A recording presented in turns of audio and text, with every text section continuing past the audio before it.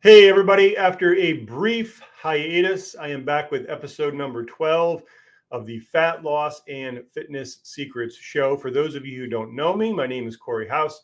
I am your fat loss and fitness expert. And today I want to talk to you about how much weight you can expect to lose over the course of a week, over the course of a month, as well as over the course of a year. So if you are watching this episode live, please say hi in the comments to let me know you are here. And as I'm doing this video, if you have questions, please drop it in the comments. I'll be happy to answer those questions. And if you're watching this at a later time, please drop a replay in the comments so that I know when this video is reaching you. So this is a topic on how much weight you can expect to lose over the course of a week or a month or a year. It's a topic that I'm going to try to stay on track with, but there are so many different tangents that I could go on because there's so many things that affect your ability to lose weight and fat. So the first thing that I want to state is that before you get started on any type of a fat loss or a fitness journey, you have to know what it is that you are looking to achieve. Where do you want to go? And when I say that, I don't mean like, oh, I want to lose 10 or 15 pounds so I can fit into my bathing suit, or I can take my shirt off at the beach if you're a guy. Because let's be honest, that's bullshit. Like, that's bullshit.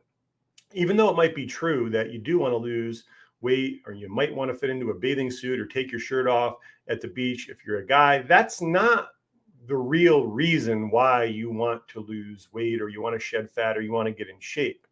Okay. That's just scratching the surface. The real reason that you want to do this is because for a guy, having your shirt off at the beach and looking strong and muscular and powerful does something for you. It makes you feel a certain way. It makes you feel accomplished. It makes you feel powerful. It makes you feel successful. It makes you feel in control.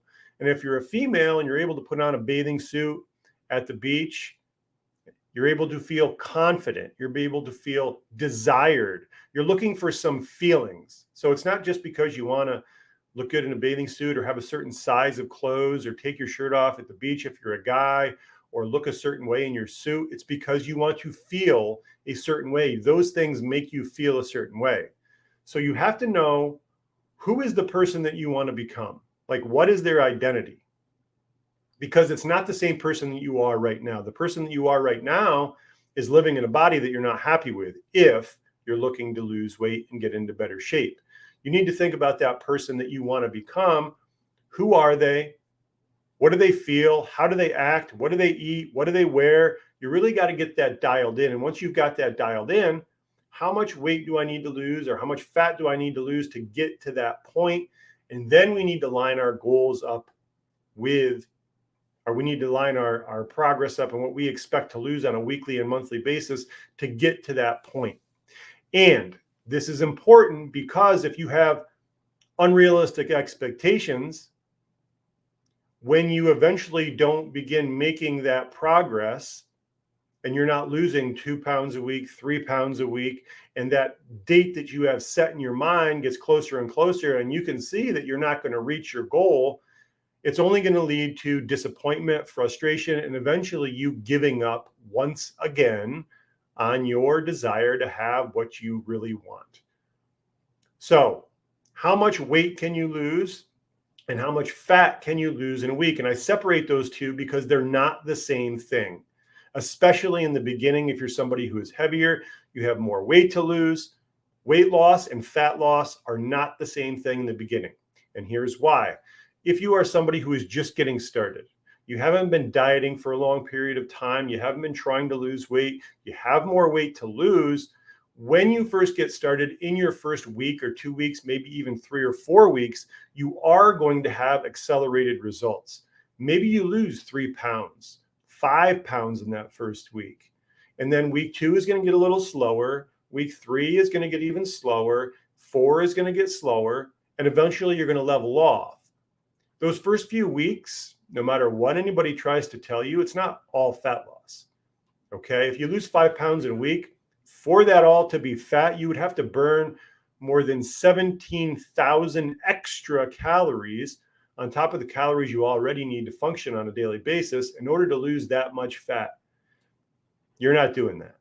So what is all of that weight? Well, maybe some of it's going to be some fat. A lot of it's going to be water weight. So if you've been eating very poorly for a very long period of time, you probably have inflammation. So as you begin to eat better, move more, reduce stress, sleep better, you're going to reduce inflammation. Reduced inflammation means reduced fluid retention. Reduced fluid retention means you're going to lose some water weight. So you are going to lose water weight, and you increase your fiber intake and you start eating better foods, you're going to lose junk out of your intestines. So it's going to be a combination of those things. It's not going to be 5 pounds of fat loss in a week. So if you have those expectations, I'm sorry, they're not going to happen. Week 1, probably going to be your best week. Week 2 is going to get a little bit slower. Week 3, week 4, and you're going to level off to the point where you're going to have the same progress as somebody who might not have as much weight to lose. So if you've only got 10, 15, 20, maybe 25 pounds to lose, and you've been trying for a while, you're not going to have those elevated results in the beginning. Maybe you'll have a good week or two to get started, but eventually you are also going to level off to what a realistic goal is each week. So what is a realistic goal each week? Well, it's not a hard, fast answer because you're not a robot. I'm not a robot, and we're not going to function like robots.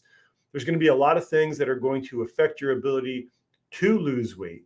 Some of those things are under your control: getting better sleep, reducing stress, getting out and moving, getting sunlight, vitamin D, eating better foods, eating less food. Those things are under your control. Some things are not under your control. So as we do this, how much weight can you expect to lose? Well, eventually it's going to get to the point where it's going to be around a pound a week. The more weight you have to lose and the more consistent you are, maybe you're going to get a pound, maybe you're going to get a little bit more than that. The less weight you have to lose, or the less consistent you are with all those things that I mentioned before, the less you're going to lose. Maybe you're going to lose a half a pound. And there's also the other things that happen. Life happens. You have a death in the family. You break up with your significant other. Something happens in your life that was completely unexpected. You have family coming into town. You have birthdays. You have all of these things that are life events that happen that are going to throw you off track a little bit. And if you're a human being, you're not going to be following your program like a robot. So some weeks are going to be better. Some weeks are going to be not quite as good. So that's an expectation that goes into what is going to be your average weight loss from week to week. So I mentioned before how important it is that you have to have realistic expectations. So if you're expecting to lose somewhere around a half a pound to a pound and a half a week, then you're probably going to be more likely to stick with your program because you're not going to be frustrated and disappointed and feel like quitting when you have a week where you only lose a half a pound. And if we're being honest, you're probably going to have weeks where you don't lose a damn thing. And that's part of the process. And your results are really going to be determined by your ability to be consistent with the process and be persistent when that little voice in your head keeps telling you to quit, and all of the distractions and things that pull you away from the process continue to come up. So over the course of a week, half a pound to a pound and a half over the course of a month, if we're going with those guidelines, we're looking at around 3, maybe 6 pounds a month. Over the course of 90 days, we're looking at upwards of maybe 20 pounds. And then over the course of a year, that really depends. It really depends on the individual. I worked with somebody who's lost over 75 pounds in a year. I've also worked with people who struggle to lose 30 pounds. There's a lot of things that go into it: your dieting history, your biology, the size of your body, your ability to stay consistent, your mindset. All of those things are going to play a role in your ability to lose weight week after week, month after month. So unfortunately, I don't have that hard, fast answer for you that it's going to be 2 pounds or it's going to be a pound and a half. It's all going to depend. The way that you can accelerate your results and stick with this is to stay with the process.